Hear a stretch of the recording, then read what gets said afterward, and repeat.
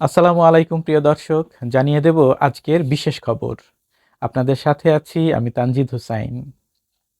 বর্তমান অন্তর্বর্তীকালীন সরকারকে মিনিমাম 3 বছর মেয়াদ দেওয়ার জন্য, যেহেতু এটা সংবিধানের মধ্যে নাই, সংবিধানে আছে তত্ত্বাবধায়ক সম্বন্ধে, কিন্তু অন্তর্বর্তীটা সম্পূর্ণ একটা নতুন ইস্যু।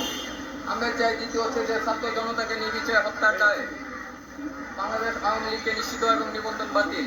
3 হচ্ছে বিদেশে পাচারকৃত 11 লক্ষ কোটি টাকা দেশে ফেরত আনার জন্য পদক্ষেপ নিতে, এবং 4 যে সকল প্রতিষ্ঠানে পলাতক সাবেক প্রধানমন্ত্রী স্বৈরাচারী শেখ হাসিনার নামে আছে সেই নামগুলো আমরা চাই এগুলো চেঞ্জ হতে, এবং তার সাথে পিএসসি বর্তমান চেয়ারম্যান সহ গত আমলে চুক্তিভিত্তিক যতগুলো নিয়োগ হয়েছে এই নিয়োগের চেয়ারম্যান এবং নিয়োগের যত চেয়ারম্যান সব কিছু বিষয়ে তাদেরকে এই মুহূর্তে আপনাকে নিয়োগটা বাতিল করবেন। দ্বিতীয় হচ্ছে ওই সরকার আমলে যতগুলো বাংলাদেশের বিভাগীয় কমিশন, প্রশাসনের বিভাগীয় কমিশনার, ডিসি, ইউনো সহ এবং এবং হচ্ছে যে পুলিশ, বাংলাদেশ পুলিশের বিভাগীয় কমিশনার, এসপি এবং ওসি সহ সকলকে আপনারা বর্তমান থেকে সবাইকে একটু চেঞ্জ করে দেবেন। যারা দেখবেন আপনারা পজিটিভ দেশপ্রেমে মনের মধ্যে আকাঙ্ক্ষা আছে তাদেরকে দিবেন, আর মনে করলে উচিত করবেন সেটা সরকারের একান্ত ব্যক্তিগত ইচ্ছা।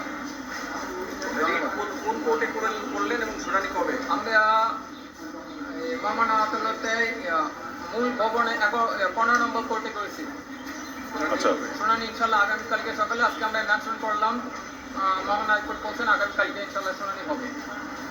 আপনি কেন এই মামলাগুলো করছেন? এই মামলা একটা হচ্ছে যে আমি সংক্ষুব্ধ, আমার কোন ছোট বোন 8 বার বিসিএস দিছিল, বিসিএস দিতে পারে নাই। কারণ হচ্ছে কোটা নিয়ে গেছে স্কিপ করবে, আপনারা জানেন একটা লিড করছিলাম এই পিএসসি প্রশ্ন পাস নেওয়া, 56% কোটা, বাকি 44% আবেদালি বং নিয়ে নিচ্ছে, 100% শেষ। তা আমার ছোট বোন বা আপনার সন্তান এই বিসিএস পাস করতে পারবে না, দেশ থেকে মেধা শূন্য হয়ে যেতেছে। সেটার জন্য দায়ী বর্তমান আওয়ামী লীগ সরকার। আমি কিন্তু কোনো রাজনীতি করি না, এবং সেটার জন্য আমরা চাই যে এই যে আমার ছোট বোন যেমন আবেদ আলীর সাথে সাক্ষাৎ হয় না, সাক্ষাৎ না হলে প্রশ্ন করবে কোথেকে, সে পাস করবে কীভাবে, কোনো মতে সম্ভব না। এরকম কত ছাত্র কেউ দেশে মুদি দোকান করতে থেকে বিদেশে চলে গেছে। আমি শুধু একটা ইস্যুতে প্রধানমন্ত্রী, সাবেক প্রধানমন্ত্রীর সাথে আমার রাগ, অন্য কোনো ইস্যুতে আমার কোনো রাগ নাই। আচ্ছা, বর্তমান অন্তর্বর্তীকালীন সরকারকে মিনিমাম 3 বছর মেয়াদ দেওয়ার জন্য, যেহেতু এটা সংবিধানের মধ্যে নাই, সংবিধানে আছে তত্ত্বাবধায়ক সম্বন্ধে, কিন্তু অন্তর্বর্তীটা সম্পূর্ণ একটা নতুন ইস্যু। আমরা চাই দ্বিতীয় হচ্ছে যে ছাত্র জনতাকে নির্বিচারে হত্যার দায়ে বাংলাদেশ আওয়ামী লীগকে নিষিদ্ধ এবং নিবন্ধন বাতিল। প্রিয় দর্শক, আজ এ পর্যন্তই। নতুন কোনো খবর নিয়ে আবারও হাজির হব। সে পর্যন্ত সবাই ভালো থাকবেন। চ্যানেলটিকে সাবস্ক্রাইব করে না থাকলে এখনই সাবস্ক্রাইব করুন এবং পাশে থাকা বেল আইকনটি বাজিয়ে দিন। আর যারা ফেসবুক থেকে দেখছেন তারা ফলো দিয়ে রাখবেন।